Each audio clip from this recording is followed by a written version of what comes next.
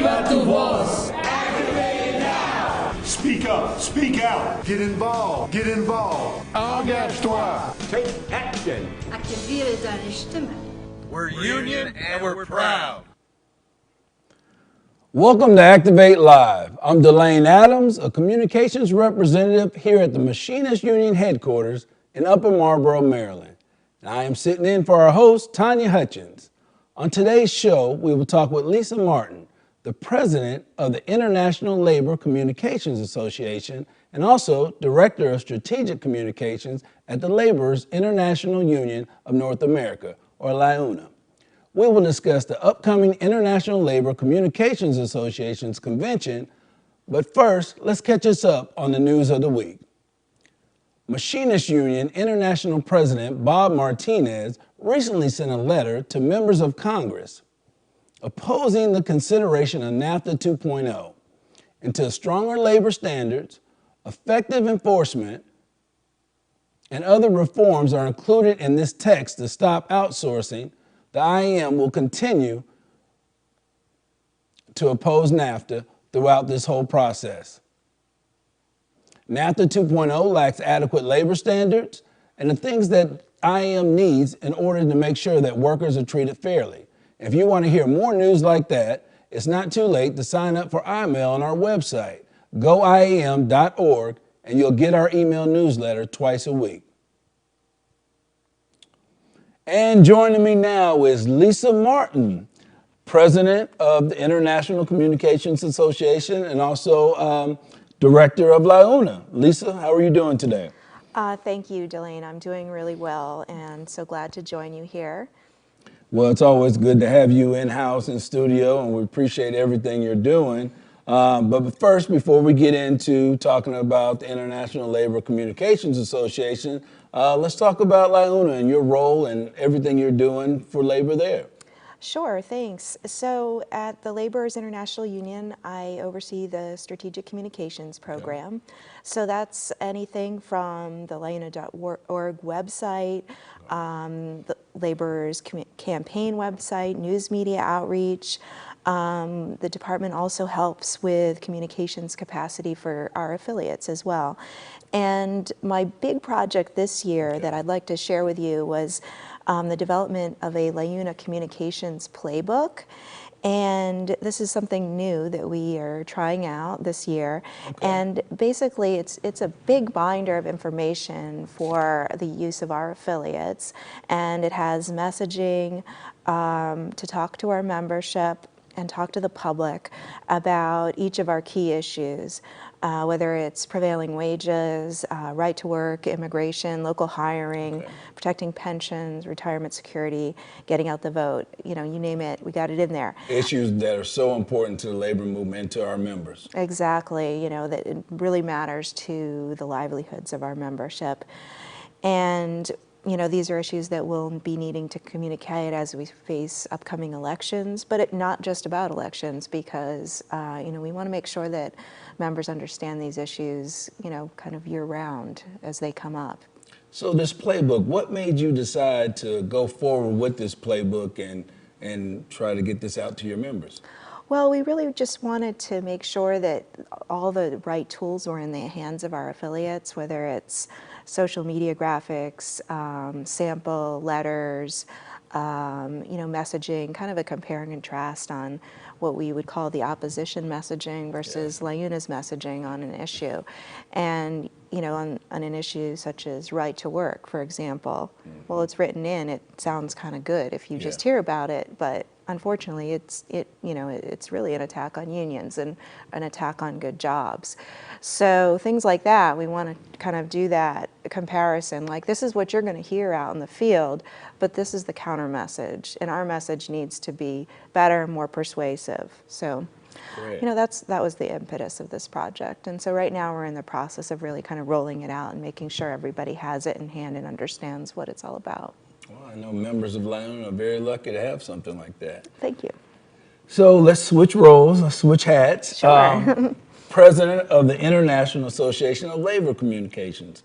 Tell us about your role there and, what's going on, new news with the labor communications. Sure. So I'm really proud to be part of the ILCA. We're the only professional organization strictly for labor communicators.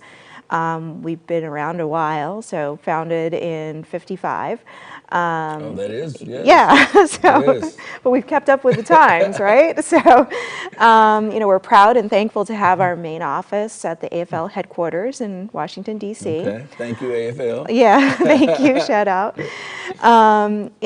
And as a board member and president, I have the pleasure of working with a wonderful group of board members, such as yourself and the others on the team. Honored to be there, Yeah, thank you. and, some great member organizations. And, I think it's really rewarding what we can accomplish together. I find it to be a creative outlet, and it's also, a great way to give back by helping fellow labor communicators as well as learning from them. There's someone from every communications discipline within the organization. So if I'm out there listening now and I'm a labor communicator, what's the value? How do you explain the value of being a part of the organization? So it's an organization that gives everyone an opportunity to develop and share their communication skills. The convention, our newsletter, our other programs and events, are all part of what we offer to members. And, I've so enjoyed meeting and learning from fellow communicators who are part of industries and unions that I wouldn't otherwise have a chance to work with. Oh, that's great. And so now this year is the big convention. Yes. So what can we expect from the convention this year? Sure. So our convention is every 2 years, and this is our big event that gathers everyone together. This year we'll be holding the convention in Silver Spring, Maryland at the Tommy Douglas Center. That's November 14th and 15th. Okay. You can find complete details on our website at ilcaonline.org, including how to reserve rooms, et cetera.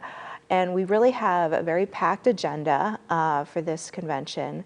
We have 2 really great plenaries planned. One of them is going on the offensive and changing the narrative around unions. I think that's going to be very powerful. So important. And then we have another thing that I think folks will find super interesting and inspiring, and that's the winning effort to pass wage theft legislation in Minnesota.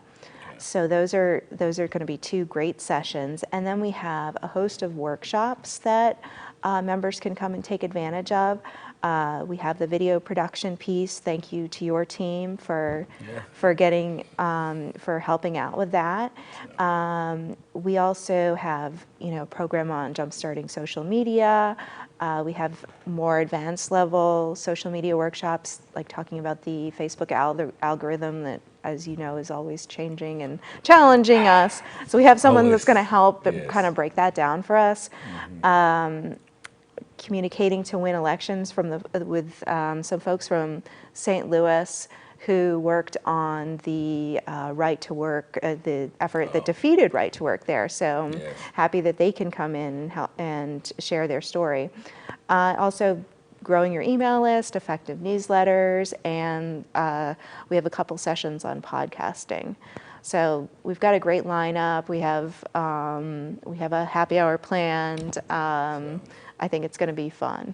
So if you're out there listening now and you're not a member, you're a labor communicator, where can they go to find out about membership? Sure. So you can check out our website, and you can also give us a ring or shoot an email to our staff person, or give me a call. Either way is fine, and we can chat about it. So you mentioned staff person. So who are some of the people who are helping make this convention go off this year, but just in terms of making ILCA work in general, who are some of these people that help out? Sure. So we're small but scrappy, and I would say, so we have a board that's not just people that meet a couple times a year. We rely on the board to do a lot of the work of the organization, as well as somebody that we can do without, and that's our staff person, Andrea Edelman. So I want to give her some kudos and credit for all the work she does.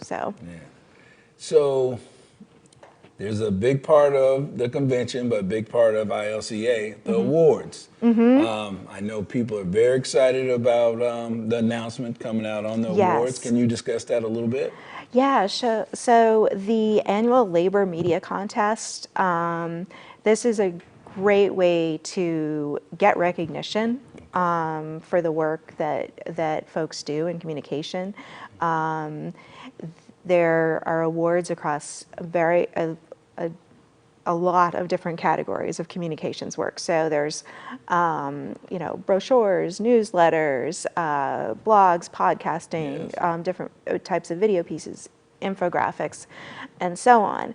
And the awards are broken out by like type of organization. So nationals or internationals would compete against nationals and internationals. State and locals compete against state and locals. So it's fair. And it's also extremely competitive. So this year we had over 600 entries again.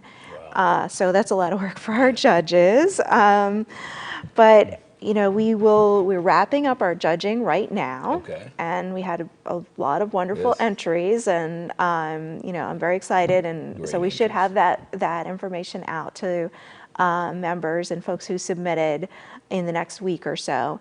And then there will be an awards ceremony on the last day of the convention to honor the folks that are receiving awards.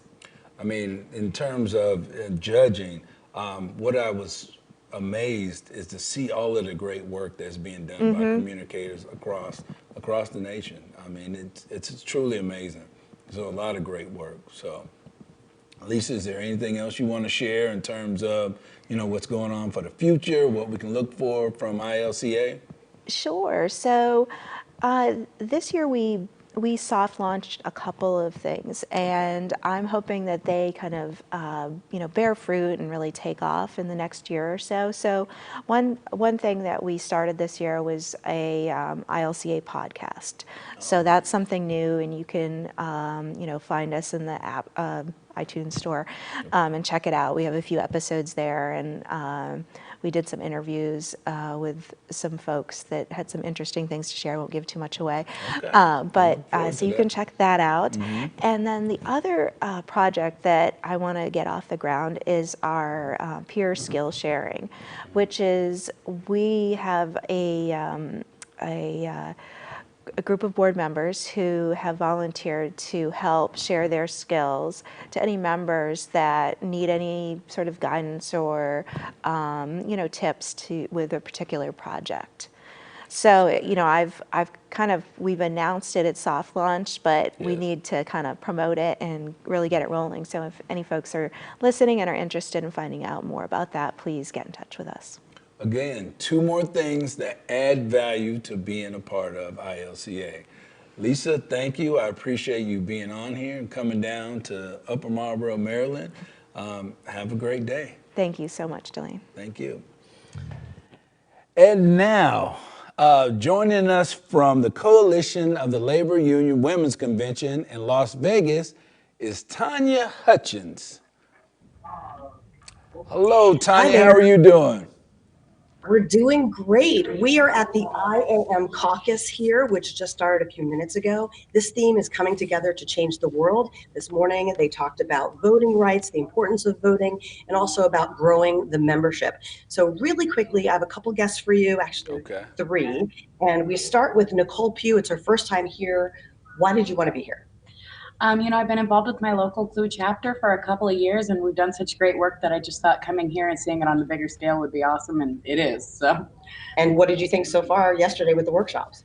Oh, the workshops were fantastic. They were super informative and ran all day, and getting to know some of the sisters was fantastic. Okay, thank you so much. We're going to bring Chris Albin in, and Chris is here as well. Chris, what do you think so far about the labor union women? Because we have men here as well. Right, and I think it's great. I've learned a lot, and it's as a fairly new business rep, I thought it was important that I learn as much as I can about the different committees and their issues. Thank you so much, Chris. We're having revolving chairs here, our musical chairs. So Kim Shepard's going to come in. She is our last guest. You are from 751 Local A. What do you think about what you've participated in so far? It's been great. I did a workshop yesterday about public speaking, and it was great. I learned a lot. Excellent. Thank you so much. I'll let you get back to the caucus. All right. So we pause the caucus. These are all of the IAM women and men here who are here from the IAM. This is the delegation. I'll get out of the way for a minute so you can see. We are here. We are here. We are here. So Rhonda Rogers is leading this IAM caucus, and we'll be talking about some business in a few minutes, but I just wanted to give you a taste. This is the 20th biennial convention for the Coalition of Labor Union Women. We are always looking for more members across the US and Canada. So more information is at CLUW.org. We will be here all week until Friday, and we'll have an update for you when we get back, Delane. All right, that sounds good. Thank you, Tanya. Have a great conference. And now let's check our calendar. Machinist State Councils will be happening, first off, October 18th through the 20th. The Tennessee State Council of Machinists will happen in Nashville, Tennessee. And October 19th and 20th, the Minnesota State Council of Machinists will be happening in Winona, Minnesota. And October 19th and 20th, the Alabama State Council of Machinists will happen in Montgomery, Alabama. And the special events calendar on October 28th through the 29th, the Air Transport District 140 Convention in Victoria, British Columbia. And our famous Guide Dogs event happening in Las Vegas will happen November 21st through November 23rd. Woofstock. And it's been a great Activate Live. I'm glad that Tanya's coming back next week. And that's it for the edition of Activate Live. Join us again next week at 3 p.m. Eastern, and join us on Facebook, Twitter, or YouTube. And thank you, Joe Heckman, for producing this show this week.